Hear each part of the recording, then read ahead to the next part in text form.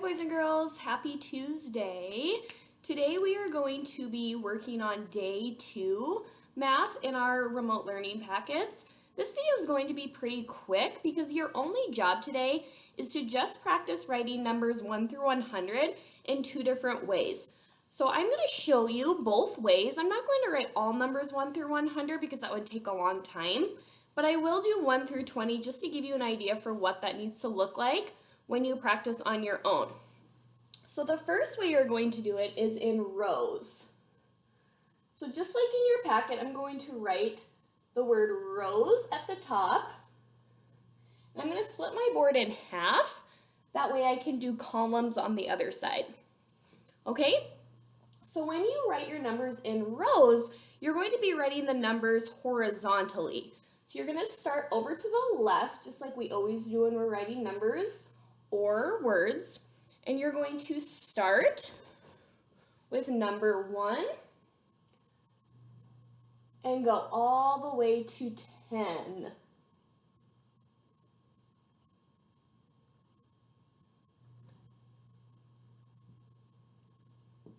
I'm going to just scoot my line over a little bit.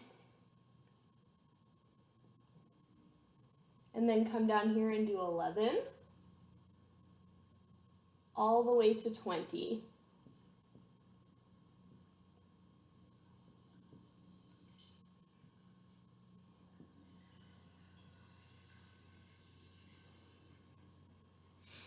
Okay, so when you're writing them horizontally in rows, you're going to notice that everything in this column is going to have a 1, everything in this column will have a 2 in it, and so on. 3, 4, 5, 6, 7, 8, 9, and a 0.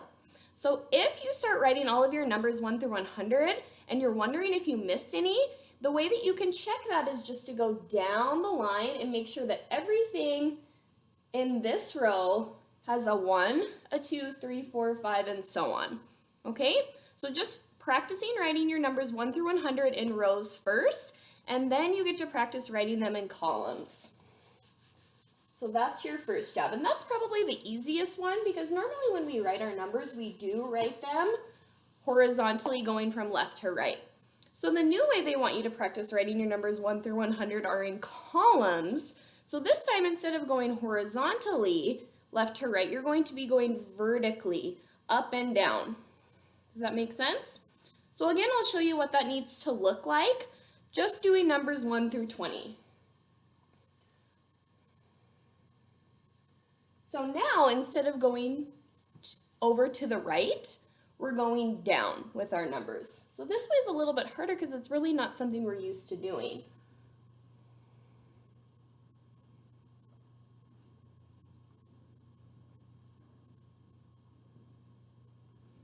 Okay, so I know that you can't see the full bottom, but I'm just going to keep going up here with 11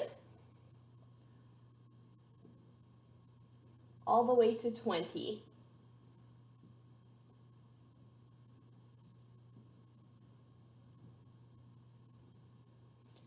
Okay, so just like when you're writing your numbers 1 through 100 in your rows, when you're doing them in columns, you're going to see a similar pattern. So everything in these rows are going to have a 1. These will all have a 2, 3, 4, 5, 6, and so on. So if you're writing your numbers 1 through 100 and you get off track, all you have to do is check across to make sure that everything on these lines have the same number in them. Does that make sense? I hope so.